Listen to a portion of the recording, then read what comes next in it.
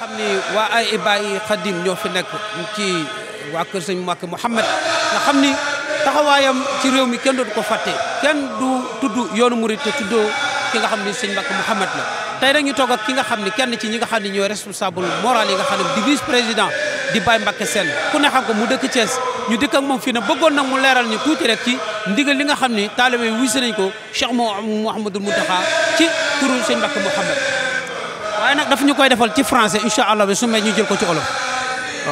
Merci beaucoup ñu ngi leen di ziare bu baax a baax. Ce jour est un jour historique. Ce jour est un jour important. Ce jour est un jour de Dieu. C'est un jour de grâce rendue à Dieu, mais c'est un jour essentiellement de repentir. Parce que l'humanité a péché. Les hommes et les femmes ont péché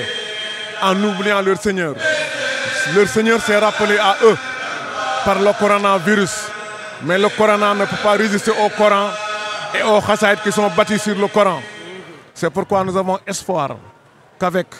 cette journée de prière et de recueillement et de repentir,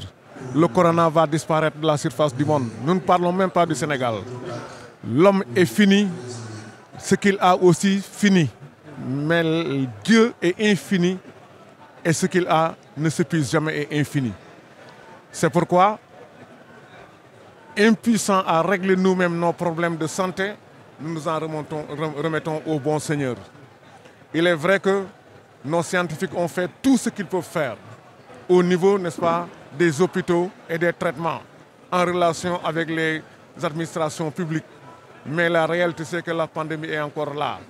Nous sommes encore impuissants. La puissance est en Dieu. C'est à lui que nous demandons pardon et c'est à lui que nous demandons de faire disparaître cette pandémie sur la terre. Seigneur Mountakha Mbacké, que Dieu lui accorde longue vie et santé, et le khalife de la paix, par son sourire et par l'héritage qu'il tient de Seigneur Bassirou, dont on disait c'est lui, l'homme de la beauté, n'est-ce pas, et de la joie. Donc, ce sourire, il l'a hérité de son père, cette élégance, il l'a hérité de son père. Les ordres qu'il a donnés ont été reçus immédiatement par son petit-fils, Seigneur Moustapha Mohamed Ibn Seigneur Mbacké Sokhna Lo, qui l'a converti en réalité. Qui l'a converti en réalité et qui a demandé que rien ne manque de ce qu'il faut pour que les disciples récitent les chassaïd avec le recueillement, la générosité, le repentir qu'il faut. Donc c'est cela les espoirs que nous fondons en cette journée et nous disons alhamdulillah rabbil alamin jërëjëf sëñ Bamba jërëjëf Maam Cheikh Fall jërëjëf sëñ Moustapha Mohamed.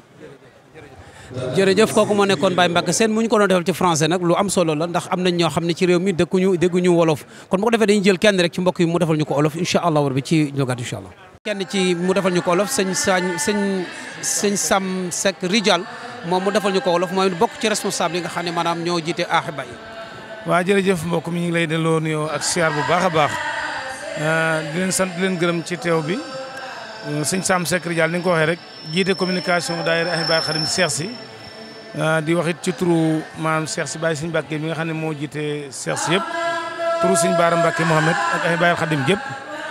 di leen sant bu baax di leen gërëm ci taxawaay bi. tey jii nag day bis boo xam ne day bis bu am solo muy bis boo xam ne ni ma koy waxee toujours rek Cheikh Mouhamadoul Mountakha lanu teg ci sunu kanam ngir mu nuy xoolal dëgg yi ak pakk yi waaye ku xool xam ne Sénégal bari na ay dëgg ak i pakk muy lu mel ni mbas mi ak wér dëgg ak naqarik jamono mu bëgg a génne nag réew mi ci biir guuta googu ak jullit ñëpp sax laa bëgg a wax maanaam bëgg leen a génne ci kàmb googu yërmaane jooju rek la am ca xam ne jàmm bi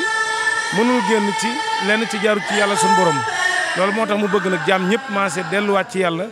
tuub sell maanaam jàng alxuraan jàng xasaayit jaamu yàlla gu waaye xam nekk ci delluwaat ci yàlla ne yàlla maa ngi nii ngir yàlla mën a wasalaat yërmandeem ci sunu kaw loolu rek la du sëñ bi yéene noonu la ko yéenee murid yëpp noonu la ko yéenee jullit ñëpp fii ngeen ñëw nag di Ahibahil Khadim li sot din xawim ki nga xam ne mooy borom Ahibahil Khadim bi sëñ Moustapha Mbacké Mohamed doon jëmm joo xam ne moom dafa farlu ci ndigal doy loo wut ne rek Mbacké la sant waaye day takk ak laxasaayam ci wetu ay kilifaam ban seeral ko ak murid saadixam lii ngeen gis nii tey moom ci la dëkk muy màggal gu mën a doon muy gàmm gu mën a doon nii la ñu tarbiya tarxee ni yare ni maanaam di nekk ci suñu kanam di ko ànd ak ñun di ko def loolu moo tax bi Sëñ Mountakha wootee lii tamit mu takkaat ndiggam wax ne nanu koo doxale nan ko daan doxale bu ko defee maanaam bu nu ci kenn mën daal li nga xam ne moo fi aju ci ay bernde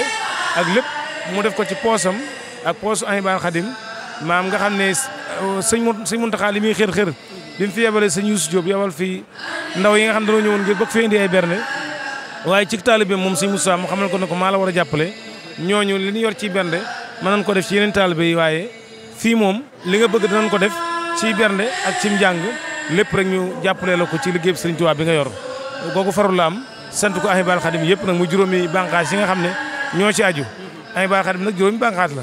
mooy kuréelu seex si bàyyi sëñ Mbàkke jiital leen Ahibahil Khadim national sëñ Baara Mbàkke Mohamed di rakkam jiital leen ak sëñ Baara Sall jiite diaspora bi ak sëñ Moudou Gadiaga jiite Ansaaru Diin ak sëñ Baara Lo jiite daayira maam Murid Saadix yi maam loolu juróomi bànqaas yooyu ñoo ŋànk Ahibahil Khadim ñoo yor organisation bii ngay gis sëñ bi sant nu nenu kuy ñëw na nga sell sol lii mënu digal muy weex bi ak baxa bi ànd ak yar ànd ak teggin bu fi kenn nekk di def lenn lu dul rek ni nu ko sant bi sant ku ñëw daal ne ànd ak teewlu